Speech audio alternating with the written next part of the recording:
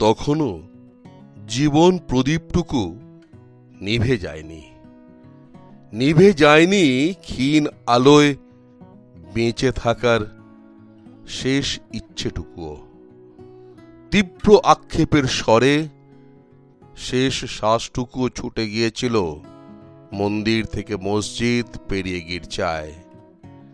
না, কেউ সাড়া দেয়নি, হয়তো কেউ দেয়ও না।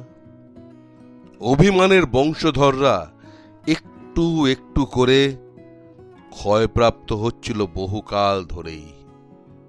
তবুও স্বপ্নরা বাঁচতে শেখায়, বলো। ঝাড়বাতির আবছা আলোয় শেষ চিন্তাটুকু ফিকে হতে হতে মিলিয়ে যায় সুদূরেই। যন্ত্রণাময় হৃদয়ের প্রকোষ্ঠগুলো ভরতে থাকে হতাশায়, অসহায়ত্বের পরিকাঠামোয়। তবুও পাওয়া না পাওয়ার আবরণের উপর ধীরে ধীরে গড়ে উঠেছিল জ্বলন্ত লাভার দুর্ভেদ্য প্রাচীর।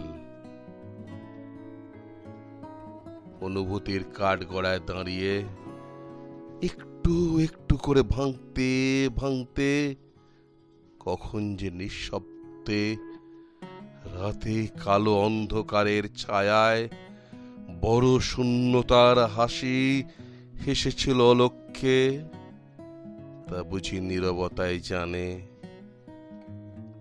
জানো, আমিও সামিল হলাম তাদেরই দলে। এক গুচ্ছ রজনীগন্ধার মিষ্টি সুবাস বুক ভর্তি করে নিয়ে এলাম আমার অলিন্দে।